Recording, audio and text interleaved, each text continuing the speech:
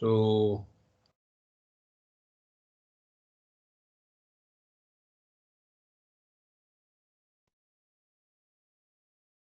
now this is we'll see another assembly language program that is here. Okay, so this is you see this the top one 1.3 is the SIC version and 1.3b is the SICXC version. What this program is doing? Load alpha. Alpha is a memory location which is one word reserved, so that is defined with reserved word 1. Okay, so the content of alpha, okay, is stored in register A. Okay, then add INCR. Okay, so this so this INCR is also a variable, okay, which is initialized to 1. Okay, so both alpha and INCR are initialized to 1. Okay, and sorry, this is no these are sorry these are variables. Okay, so both alpha and INCR not in, they are just the locations which for which the corresponding size is displayed here. This one is one word. Okay, so alpha is one word variable, INCR is also another one word variable. Then we have sub 1. This is a constant. Okay, so one word constant. This is defined using one word 1. So this is the actual value 1 for 1. So sub 1 will subtract 1 from the accumulator content. Okay, so accumulator content is now alpha plus INCR minus 1. Okay, store accumulator beta. Okay, so the accumulator content is stored in the location beta, that is also a one word memory location. Okay, so this uh, now again we have load accumulator gamma. So load gamma into register A. Okay, add INCR. Okay, so this is the content of INCR is added to gamma. Subtract 1. Okay, 1. So accumulator now contains gamma plus INCR minus 1, and content of that location is transferred. So so store accumulator delta. So the content of gamma plus INCR minus 1 is stored in delta. Okay, so this is what is described here. You see, so this 1.3 shows example of arithmetic instructions. All arithmetic operations are performed using register, with result being left in register A. A is the accumulator. Okay, so thus the sequence of instructions stores alpha plus INCR minus 1 minus INCR minus 1 in beta, and the value gamma plus INCR minus 1 in delta. Okay, now if you take a look at the next program in 1.3b. Sir, the one is the different one. No, sir. Yes. Okay, nothing, sir. Sorry, sir. One is a Okay. constant. I confused there. Okay. So if you take a look at the next program, okay, so this program is doing the same thing, but here again we are making use of immediate addressing. This one I have not defined here. You can see. So LDS INCR loads the value of INCR into register S. Okay. Now LDA alpha. Okay, so load alpha in register S. Okay, so and then add SA. Okay, so that's the content of the register S and content of A is added together. Okay, so now now perform immediate addressing. Okay, subtract 1. So accumulator will not now contain INCR plus alpha minus 1. Okay, so since C this see this earlier we are performing this when you are doing this add INCR. Okay, this is one operand is in accumulator, the other operand INCR is a memory location. So so this operation is slower. Here we are using ADDR SA. So two operations, operations in which both the operands are registers.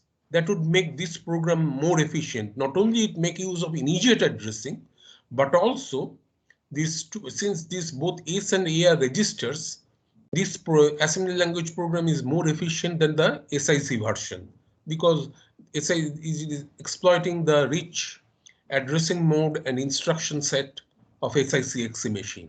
Okay, so now this result is stored in beta, then load accumulator gamma. Okay, so accumulator is loaded with gamma. S in INCR is already stored in register S, so I don't have to reload it. Then again it performs ADDR SA. Okay, so add operation between two registers. Okay, and then it subtracts one using immediate addressing. Okay, and then the result is stored in delta. So this program is performing the same task but in a lot more efficient way. Okay, because SICXC has a lot more rich instruction set and addressing modes. So figure 1.3b illustrates the same calculations could be performed on SICXC. The value of INCR is loaded in register S initially, and register to register add instruction ADDR is used to add the value of register A when it is needed. Okay, this avoids the fetch of INCR from memory each time, because earlier in the SIC program we fetched INCR from memory 2 times, but here we don't require that. Okay, so to fetch INCR from memory each time it is used in calculation, which may make the program a lot more efficient. Immediate addressing is used for constant one in the subtraction operation also. So now we'll see how we perform looping. Till now we didn't perform the looping operation. So this looping operation is illustrated in the next program. Okay, so this let us take a look at the program first. Okay, so this is the this is shown here. Okay, so see here we have this program first stores it, because a loop means the so this the index has to be implemented, right? So I'm using this index register in the array index. Okay, the index is incremented, right? So that is stored in this index register. So LDX 0, it is initialized to 0. That is the first location in the array. So you'll be looping here through the array elements. Okay, along the so LDX 0 initialize index register to 0. Then I am storing LDCH str1x. Okay, so what it is doing basically, it is storing the character that is stored in this str1. You see is defined by this directive, assembler directive byte, which is C test string, that is 1 2 3 4 5 6 7 8 9 10 11. Okay, so 11 character test, 11 character string. Okay, so yeah, this is 11 byte string constant. Okay, so str1 is 11 byte string constant, and this thing will be copied into the memory location str2, which I have defined using this assembler directive reserve byte, which reserves 11 bytes. So it is a 11 byte variable. So this string will be copied into this location using this program. So that copying operation will be done character by character. Okay. So how so first it stores T, okay, the first character of the string, in the accumulator and then stores it into str2x. Okay, so this is basically str2, the location of first location of str2 plus the content of index register. Similarly, here also content of str1 plus the content of index, which is 0 initially. 0 is initialized to 0.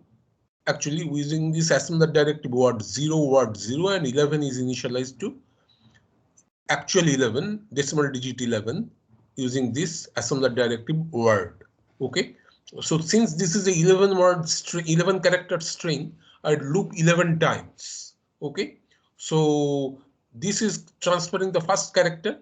So first it is reading the character T, okay, storing in the accumulator. Then from the accumulator it is storing in the first location of str2.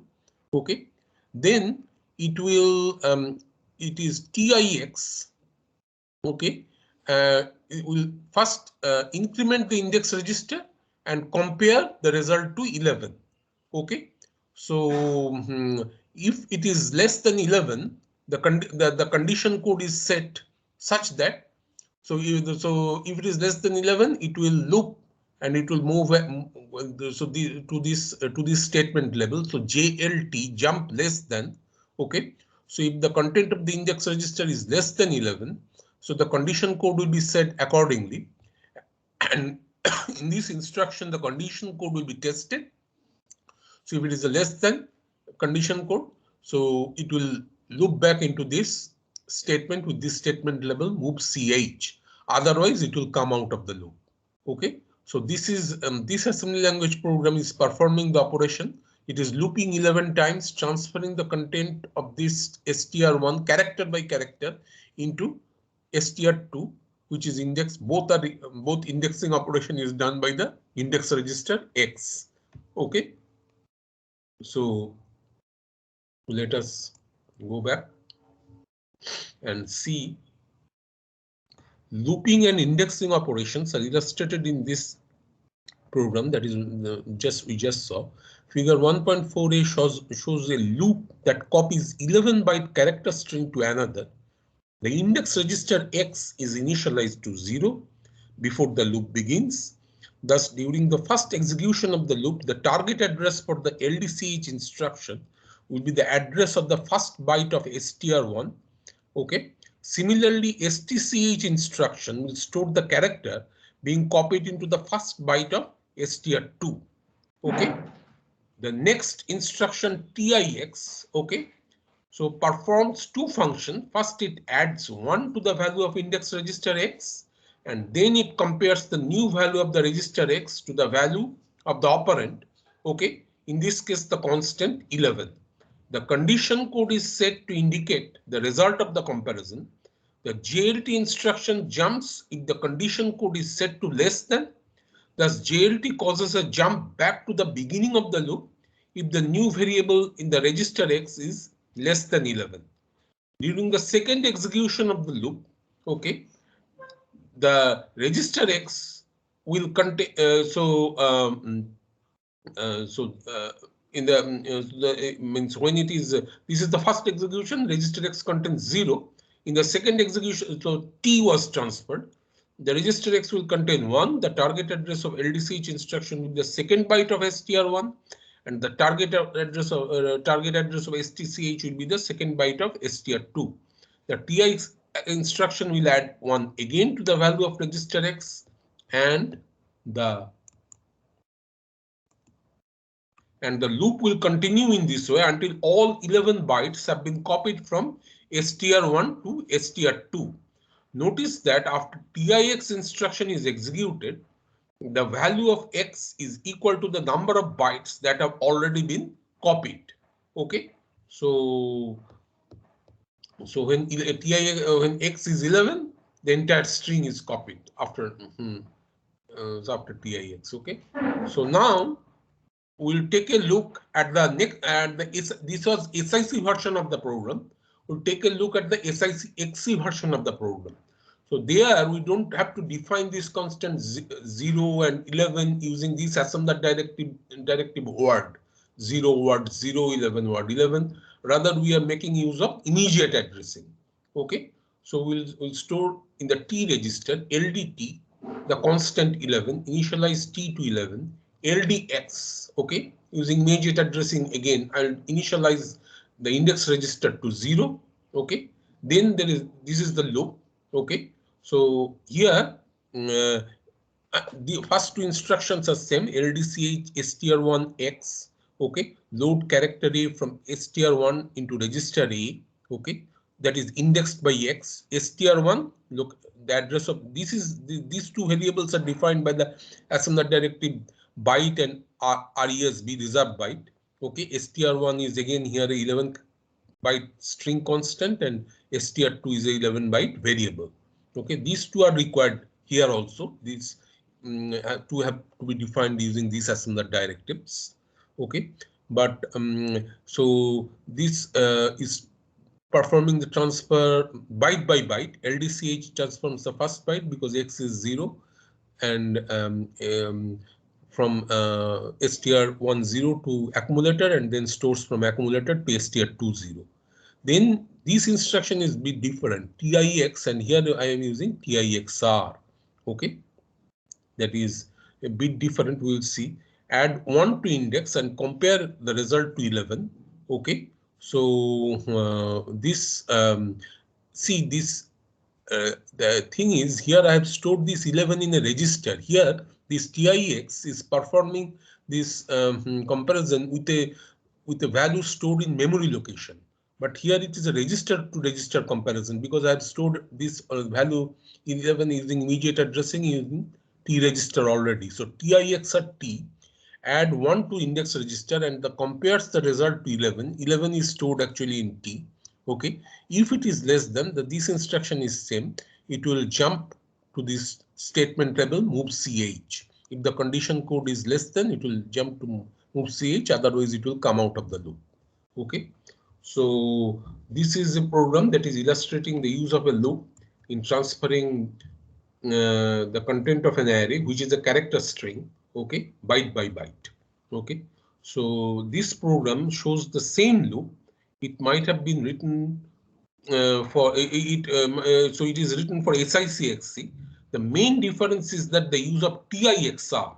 Okay, so TIXR is the difference used in place of TIX. TIX works exactly like TIX, except the value used for the comparison is taken from another register.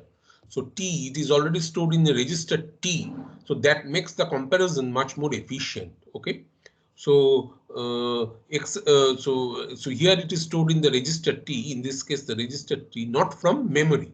Okay, this makes the loop more efficient because the value does not have to be fetched from memory each time the loop is executed. Okay. Immediate addressing is used to initialize register T to 11 and initialize register X to 0. So these are some differences with the SIC version of the program. Okay. So next we will see another program. Figure 1.5 contains another example looping and indexing operation. Okay. The variable alpha, beta, and gamma are arrays of 100 words each. Okay. In this case, the task of the loop is to add together the corresponding elements. Okay. So this is the program. So C, alpha is C is reserved word 100. So 100 byte locations are 100 words are reserved for alpha, 100 words are reserved for beta, and 100 words are reserved for gamma. 0 is a constant, okay, so which is initialized to 0, actual decimal 0. K300 is another constant, which is initialized to decimal 300, and 3 is another constant. This is initialized to the constant 3 because each word is 3 byte long. So the address has to be incremented by 3. Okay, so that's why this 3 is used. Okay. So now what I will do, what I'm doing alpha because these three are arrays you can conceive of alpha, beta, and gamma. So corresponding elements of alpha and beta are getting added and being stored in gamma. So this is what is being done by this assembly language program. So LDA 0, initialize the index value to 0. Okay, store accumulator index. Okay. So this index is actually 1. Okay, so one word variable for index value. Okay, so this is so index is uh, another one word variable. So in the accumulator, um, uh, in the index, okay, in this memory location index, 0 will be stored now, because accumulator was loaded with 0, which is actual decimal 0, and in this index 0 is stored now. So this index is now set to 0. Okay, now LDX index. Okay, now X is the index register. Okay, which is increment now which is now initialized to 0. Okay, from the location index. Then LDA alpha index. So sorry, alpha X. So the location first location of alpha. Okay, alpha 0 is added with X, and that content is transferred to LDA. That content is transferred to accumulator. So for the first, when it is doing first time, alpha 0 is transferred into accumulator. Then it adds again beta to X. Okay, so beta, that is the location address of beta with X is again now it is 0. So and then store accumulator. um, Now this location beta 0 is added to the accumulator. So accumulator is now containing alpha 0 plus beta 0. Then it is storing into the accumulator gamma X. So gamma plus X, basically that is gamma 0. X is still 0. So location of gamma plus 0. So it is the accumulator content is transferred to this gamma 0. And then load A index. Okay. Now index is loaded into the accumulator, the value of index, which is now 0. Now it is added 3, add 3. This constant 3 is added because each location, each word, each array element of alpha is one word long, that is 3 bytes. So I have to add 3 for the addressing purpose. So add 3. Okay, with the with this value index. Okay, and then now this index is stored again using stored accumulator index. So index now is containing 3. Okay, and then this is compared because there are 300 elements. Okay, there are 100 elements in the array, but actually when it comes to the last element, the index register will um, contain 300, because 100 multiplied by 3, that is 300. So that is compared. K300 is basically actually the constant 300, decimal constant. So index register is compared with this constant 300. Compare the new index value to 300. Okay, and not index register, rather the new index value rather. And this, if it is less than it, the condition code is set to less than, it will jump to the statement level, add LP. So it will continue looping, okay, till it has transferred 100 elements. After that, it will come out of the loop. Okay, so this is how the SIC program is working. Okay, so let us take a look. Okay, so alpha and beta storing the results of the elements of gamma. Okay, so the general principles of looping and indexing are the same as previously discussed. Okay. However, the value of the index register must be incremented by 3 for each iteration of the loop, because each iteration processes 3 byte, that is one word element of arrays. The TIX instruction always adds 1 to register X, so it is not suitable for this program fragment. Instead, we use arithmetic and comparison instruction to handle the index value. Okay, so so TIX with TIX I cannot get the next address of the next array element. I have to add 3. Okay, so so figure 1.5a, we define the variable index that holds the value to be used for indexing for the iteration of the loop. Thus the index should be 0 for the first iteration, 3 for the second, okay, 6 for the third, okay, and so on. Okay, so index is initialized to 0 before the start of the loop. The first instruction, just a minute.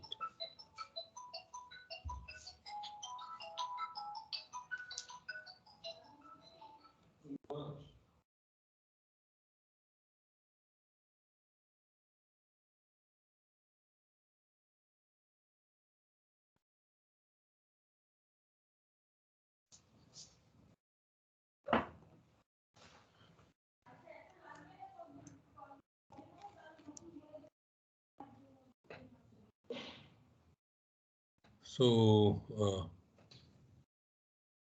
okay. So now, so the first instruction of the body of the loop loads the current value of index to register X so that it can be used for the target address calculation. The next three instructions of the loop load a word from alpha, add the corresponding word from beta, and store the result. Store the result in the word of gamma. Okay. So the value of index is then loaded in register A. Okay. Incremented by 3. Okay. And stored back into index. After being stored, the new value of index is still present in the register A. So the value is then compared to 300. So once the 100 elements are processing of 100 elements are completed, index will be set to 300, the length of the array in bytes, to determine whether or not to terminate the loop. If it is less than 300, you will continue looping. Otherwise, you terminate the loop. So if the index is less than 300, then all bytes of the arrays have not been yet processed. Okay. In that case, JLT instruction causes a jump back to the beginning of the loop, where the new value of the index is loaded in register X. The particular loop is cumbersome, okay, on this SIC, because register A must be used for adding array elements together and also for incrementing the index value. For both purposes, the accumulator is being used. The loop can be written much more efficiently on SICXC. So let us take a look at that SICXC version of the program. Okay, so this is the SICXC version of the program. So here in S, I'm using immediate addressing. I'm storing the constant 3. In T, we're using immediate addressing. I'm storing the constant 300. And in X, the index register, using immediate addressing, I'm storing the constant 0. Okay. So first, I would add alpha to X. Alpha, beta, gamma has to be declared here using assignment directives reserved word. These are all 100 word arrays. Okay, so first I load into the accumulator alpha 0, the first word of the array, then add beta X. Okay, X is 0. Okay, so beta, alpha 0 and beta 0 are added and stored in the accumulator, and from the accumulator content is transferred now to gamma X, that is gamma 0. Now I perform register to register add. Okay, SX. S is containing 3, so X is incremented by 3 after this addition operation. Then I compare. Okay, again, it's a register to register comparison. So X, the content of the index register, is compared with T, which is this 300. If it is less than, less than, then you jump to this statement level add LP. Otherwise, it will come out of the loop. So I'm using the feature of immediate addressing, okay, as well as register to register add and register to register comparison instructions to make the program a lot more efficient in SICXC version. Okay, so so next, you can see that the particular loop is cumbersome for SIC because A must be used for adding the array elements together with incrementing the index value. The loop can be written much more efficiently for SICXC. So in this example, the index value is kept permanently in register X.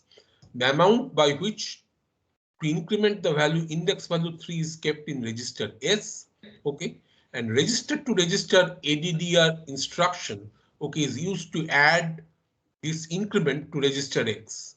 Similarly, the value 300 is kept in register T, and the instruction COMPR is used to compare the registers X and T in order to decide when to terminate the loop.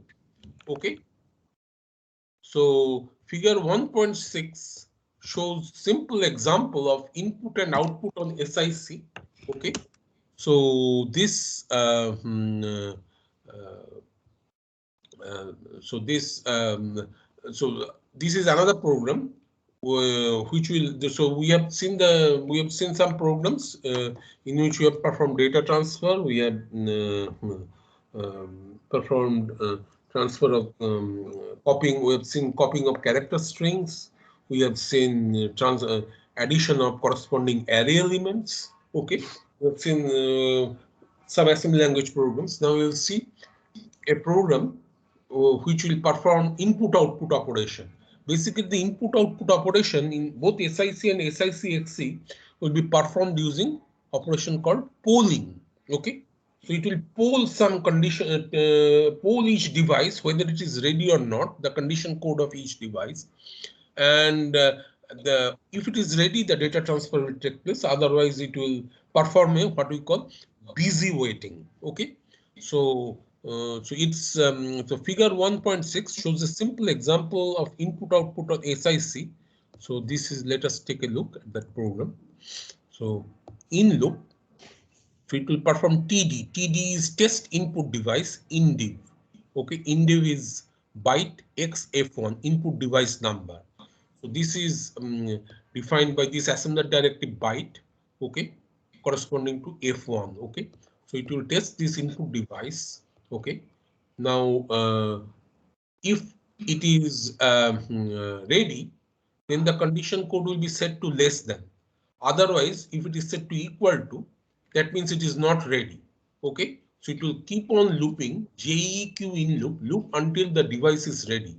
So this TD will set the condition code to equal to if the device is not ready, and the device and the program will keep on looping till the device is ready when the condition code is set to less than.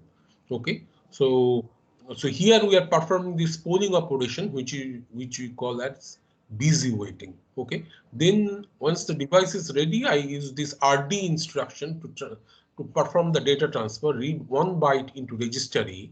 Okay, and then so from this input device, I read 1 byte.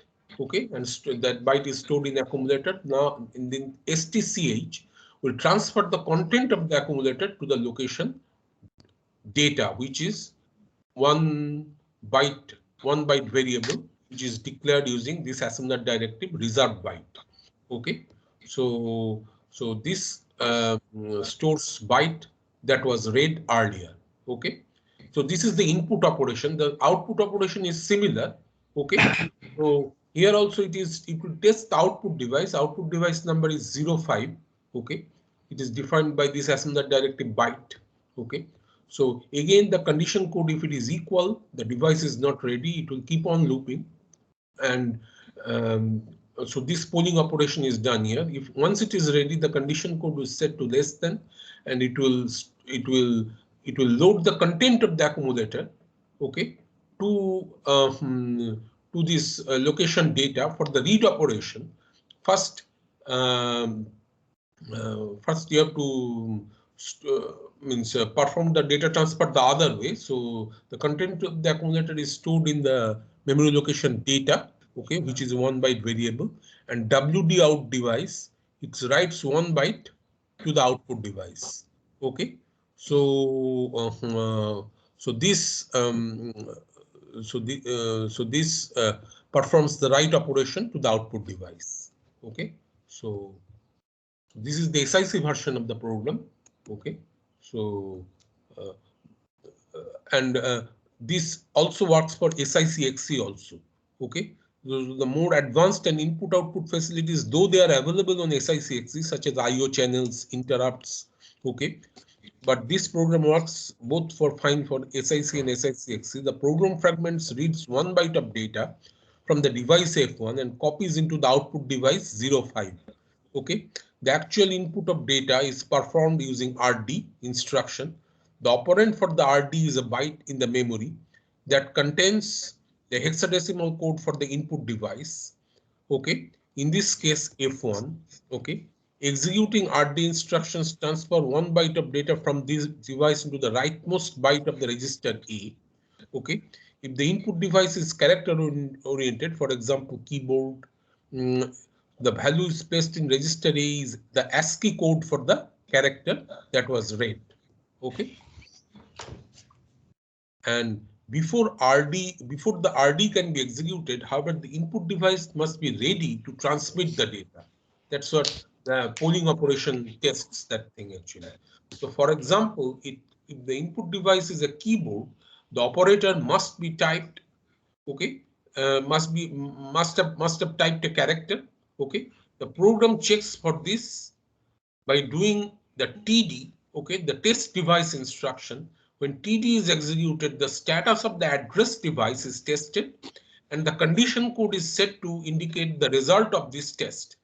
If the device is ready to transmit the data, okay, the condition code, okay, is set to less than, okay. If the device is not ready, the condition code is set to equal, okay. So this program must execute the TD instruction and check the condition code by using a conditional jump, okay. If the condition code is equal, device is not ready, the program jumps back to the TD instruction, okay, that is it performs that busy waiting. These two instruction loop will continue the device it will continue until the device becomes ready, then the RD instruction will be executed. Output is performed in the same way. First, the program uses TD, the test device, to check whether the output device is ready to receive the byte of data. Then the byte to be written is loaded into the rightmost byte of the register A, and the WD, okay, operation, that is write data instruction, is used to transmit it to the device. Okay, so here, so first, so the content of data is first read into register A using LDCH. Data is loaded into the accumulator from this memory location, 1 byte memory location, and then WD will transfer that to the output device. Okay, so figure 1.7 shows how this instruction can be executed to read. Now this program is showing the data transfer of 1 character or 1 byte. Okay, we can use a loop to repeat this thing. Okay, suppose I want to transfer 100 byte record from input device to memory. Okay, the read operation in this example is placed in a subroutine. Okay, I can write a subroutine and I can invoke it 100 times, right? So not invoke it inside the subroutine, I loop 100 times. Okay, so the subroutine is called from the main program by using jsub jump to subroutine instruction. At the end of the subroutine, rsub is instruction is executed, which returns control to the instruction that follows jsub. So this is also an example that illustrates the use of subroutine. Okay, so this using two instructions, jsub and rsub. When jsub is executed, okay, so the content of the program counter is stored into the linkage register, and from the rsub will store the when rsub is executed, the linkage register is copied into the program counter, so it will come back to the next instruction following the jsub instruction in the calling program. Okay, so this is jsub. It is calling this subroutine read. So read is a subroutine. Okay, so this is defined in this way. This is the SIC version of the program. So LDX 0, okay, 0 is a constant which is declared to actual decimal 0, and K100 is another constant which is declared, which is 1 by 1, which is initialized to decimal 100. Okay, so indiv XF1. Okay, so this is the input device number, and I have this record is reserving 100 bytes. Okay, for the data transfer. So X is initialized to 0. 0 is actual decimal 0. So X, and the index register is initialized to 0. Okay. Then you will perform this TD. Okay. So test the input device. Okay. And we perform the looping operation. If the condition code is set to equal to, then it will keep on looping and perform this polling again and polling operation. Okay.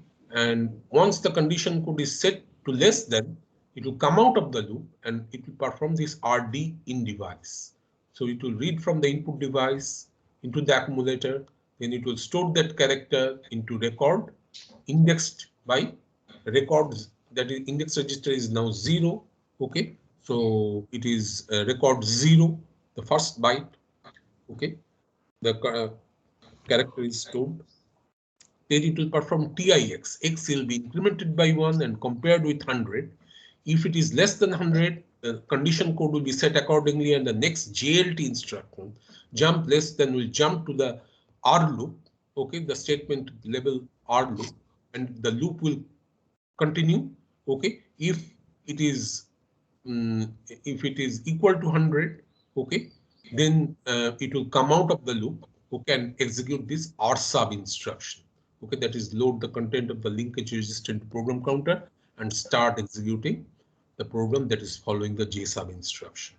Okay, so this subroutine is performing 100 byte data transfer in the SIC version of the program. Okay, so let us take a look at the discussion. Okay, so um, so this shows this can be used to read 100 byte record from input device to memory. The read operation in this example is placed in a subroutine.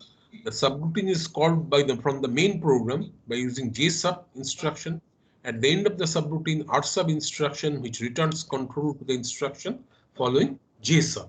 Okay, so the read subroutine itself consists of a loop. Okay, each execution of the loop reads 1 byte of data from the input device using the same technique illustrated earlier.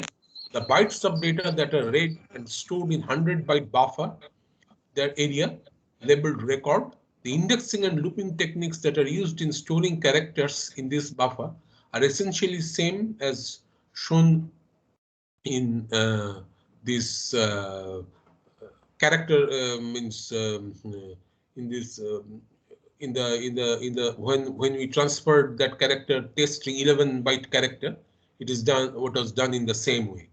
Okay, now let us take a look at the SIC XC version of the program. This will be similar again.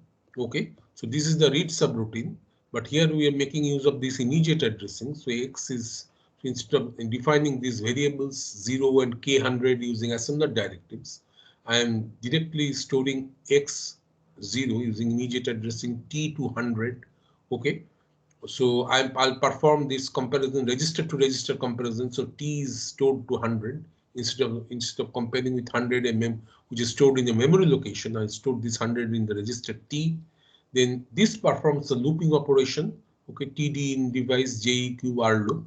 Okay. Then once till the condition code is set to equal, it will loop. Once it is set to less than, the device is ready. It will read from the input device and stored this character that is read to the record indexed by the index register X. Okay, and then X is incremented by 1, and we perform register to register comparison. Okay, with the content of the index register with the content of T, which is 100, which is always set to 100.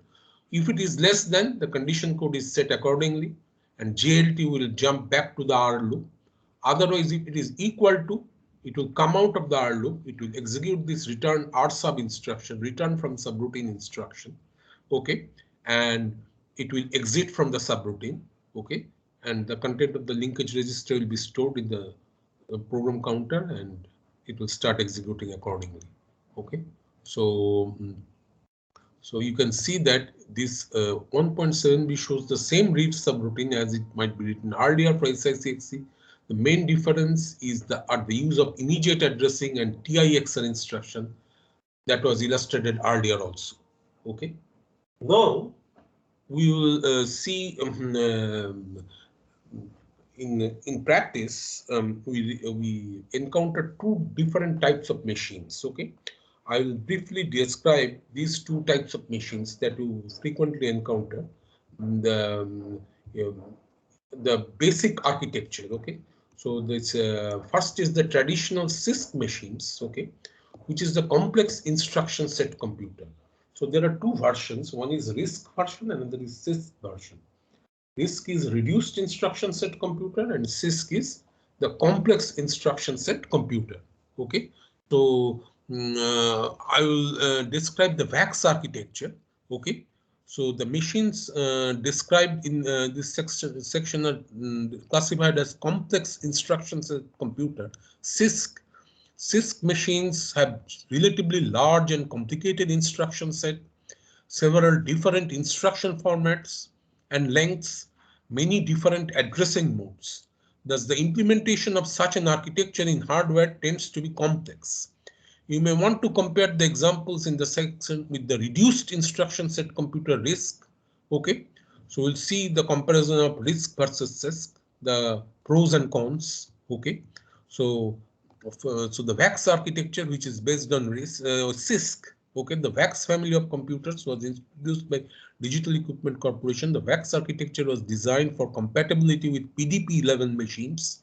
Okay, so this earlier assembly language used to be taught with this PDP-11 version, PDP-1145 and also so forth. So a compatibility mode was provided at the hardware level so that PDP-11 program could run unchanged on the VAX. Okay, it was possible that PDP-11 programs and VAX programs to share the same machine in the multi-user environment. Okay, so the section summarizes the main characteristics of VAX architecture. Okay, so the VAX memory consists of 8-bit bytes. All addresses use byte addresses. 2 consecutive bytes form a word, 4 bytes form a long word. Okay, and 8 bytes form a quad word, 16 bytes form an octa word. Okay, so this is the basic VAX architecture, and all VAX programs operate in a virtual address space. Okay, of 2 to the power 32 bytes. The virtual memory allows programs to operate as though they had an access to an extremely large memory, regardless the amount of memory actually present on the system. Routines in the operating system take care of the details of the memory management. Okay, so so virtual memory in connection with our study of operating system, we will see in memory management operating system type of courses. One half of the VAX virtual address space is the system space, which contains the operating systems and that is shared by all programs.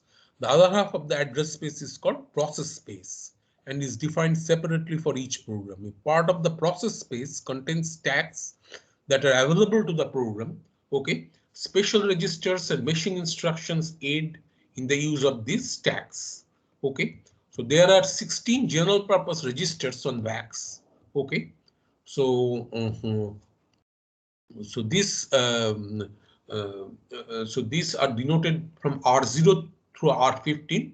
Some of these registers have a special names and uses. All general registers are 32-bit in length. Register R15 is program counter. Okay, also known as PC. It is updated during the instruction execution to point to the next instruction byte to be fetched. R14 is the stack pointer known as SP, which points to the current top of the stack in the program's process space. Although it is possible to use other registers for this purpose, hardware instructions that implicitly use stack always use stack pointer or SP. R13 is the frame pointer. VAX procedure call conventions build a data structure called a stack frame, okay, and place its address in FP, the frame pointer. R12 is the argument pointer. So when you call a subroutine or something like that, function means you have a set of arguments, right? So R12 is the argument pointer. The procedure is same as subroutine. Procedure call convention uses AP, okay, to pass a list, okay, of arguments associated with the call. Okay, so register R6 through R11 have no special functions. Okay, and are available for general use by the program. Registers R0 to R5 likewise available for general use. However, the registers are also used by some machine instructions. In addition to general registers, processor status long word PSL, okay, which contains state variables flags associated with the process. The PSL includes, among many other items, information like condition code, a flag that specifies whether PDP-11 compatibility mode is being used by a process. There are a number of control registers that are used to support various operating system functions. Okay, so data formats. Integers are stored as binary numbers in a byte, word, long word, quad word, and octa word. Okay, 2's complement representation is used for negative values. Characters are stored using 8-bit ASCII codes. Okay, so and there are so so there are 4 different floating point data formats in VAX ranging in length 4 to 16 bytes. 2 of these are compatible with those found on PDP-11 and are standard on all VAX processors. The other 2 are available as options, provided as an extended range of values allowing more bits in the exponent field. In each case, principles are the same as those we discussed on SICXC. Floating point values represent as a fraction that is to be multiplied by a specific power of 2. VAX processor provide a packed decimal data format. In this format, each byte represents 2 decimal digits. Okay, with each digit encoded with 4 bits of the byte. The sign is encoded in the last 4 bits. There is also there is also a numeric format, okay, that is used to represent the numeric values with 1 digit per byte. In this format, the sign may appear either as in the last byte or as a separate byte preceding the first digit.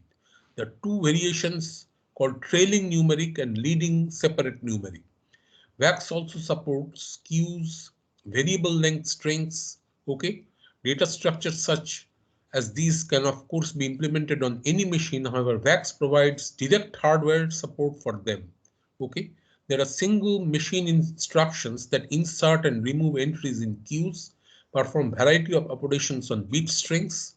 The existence of such powerful machine instructions makes instruction and complex primitive data types is one of the most unusual features of VAX architecture. So this is CISC architecture.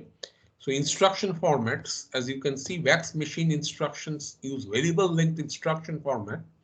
Each instruction has operation code opcode 1 or 2 bytes followed up by 6 operand specifiers depending on the type of instruction. Each operand specifier designates one of the VAX addressing modes, okay, gives the additional information necessary to locate the operand. Addressing mode. VAX provides a large number of addressing modes. With few exceptions, any of the addressing modes may be used with any instruction. Okay, so so the operand itself may be in register, that is in register mode, or its address may be specified in register, so that is register deferred mode. So, and it is the operand address. If the operand address is in register, the register contents may automatically be incremented or decremented by the operand length, okay, auto increment and auto decrement modes. There are several base relative addressing, okay, that is to, as I told, to make the program relocatable, okay, and with displacement fields for different lengths. When used with the register program PC, that is the program counter, these become program counter relative modes. All of these addressing modes may also include an index register, and many of them are available in a form that specifies indirect addressing called deferred addressing mode on VAX. In addition, there are immediate operands and several special purpose addressing modes. Okay, so this you can see that this instruction set. One of the goals of VAX designer was to produce instruction set that is symmetric with respect to data type. Many instruction numerics are formed by combining the following elements: a prefix that specifies the type of operation, a suffix that specifies data type of operands, a modifier on some instruction that gives the number of operands involved. Okay, so it has a rich instruction set. Okay, and you can see that this input-output on VAX are accomplished by I/O device controllers. Each controller has a controller status and data registers which are assigned locations, physical address space. Okay, sort of the I/O is mapped means like memory mapped I/O actually, I think. So input accomplished I/O. Each controller has a controller status or data registers which are assigned locations in the physical address space. The portion of the address space into which the device controller registers are mapped are called I/O space. Okay. So no special instructions are required to access registers in I/O space. Okay. An I/O device driver issues commands to device controller by storing values into appropriate registers, exactly as if they are physical memory locations. I think this is like memory mapped I/O, what we call. Okay, likewise, the software routines may read these registers to obtain status information. Okay, the association of the address and the I/O space with physical register in a device controller is handled by memory management routines. Okay, so this is basic of VAX architecture that which uses this CISC concept, and next we'll move over to the RISC concept. Okay, so so this RISC machines. Okay, this section introduces the architectures of 3 RISC machines. Okay, that will be used. So this RISC stands for reduced instruction set computer. Okay, so architecture of the SPARC family, the Sun SPARC family. Okay, is very popular. That they were the proponent of this RISC. Actually, it started with Hewlett Packard. Actually, RISC. I think Hewlett Packard started this concept, and Sun SPARC used that concept. Actually, this RISC concept. Okay, so family of processors. So so you see PowerPC family of microprocessors for personal computers describes the architecture in T3 supercomputing system, Cray supercomputing system. All these use this RISC concepts. All of these, okay, machines are examples of RISC, reduced instruction set computers. In contrast to CISC, the complex instruction set computer implementation such as Pentium and VAX, the RISC concept developed in the early 1980s, okay, was intended to simplify the design of processors. Okay, so it's a simple instruction set. The simplified design can result in faster and less expensive processor development, greater reliability, and faster instruction execution times. Okay, in general, RISC system is characterized by standard fixed instruction length, usually equal to 1 machine word, and a single cycle execution of most instructions. Okay, so and memory spaces are usually memory access is usually done by load and store instructions only. Okay, all instructions except load and store are registered to register operations. So there is a notion called register window that we'll see in the context of these RISC machines. There are typically a relatively large number of general purpose registers.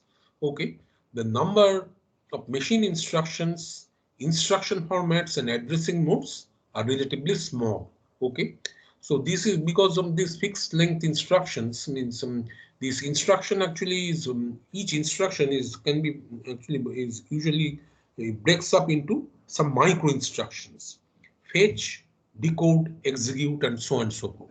So these things of each instruction can be pipelined and make this pipelining makes this RISC concept even more efficient. Okay, so now of course there are some pipeline hazards. Okay, so that there are techniques to deal with these hazards. Okay, so we'll continue with the discussion. Okay, of these RISC characteristics. Okay, and this UltraSPARC architecture. Okay, so that we'll subsequently move over to the design of concepts and design of the assemblers in the next tutorial that will be in the next week. Okay, so I think if you have any question, yes, if you have any question, you can ask me now. Okay. Sir, for the programming assignment, you said it has to be done in C. Can we use C++ also? Yeah, no problem. C++ is also fine. Yeah, no problem. Thank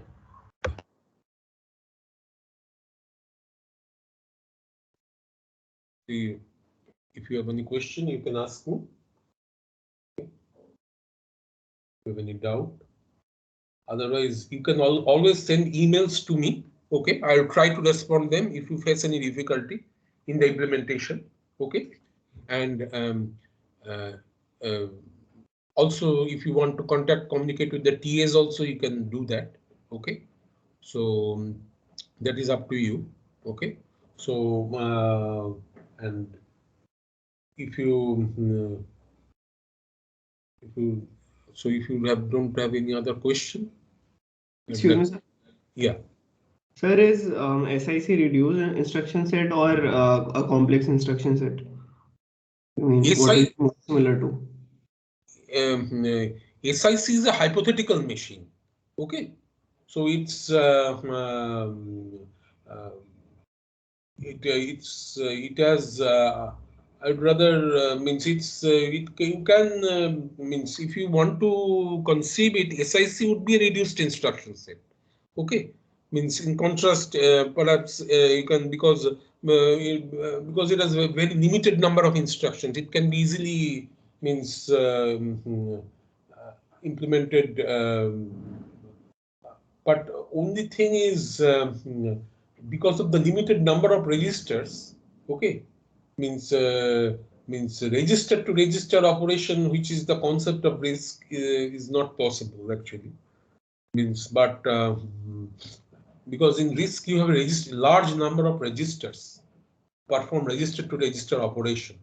Okay, but it's a very simple instruction set and with limited number of instructions. So if you categorize, it would be in the RISC category only, actually. Okay, sir. Okay. Thank you. Thank you.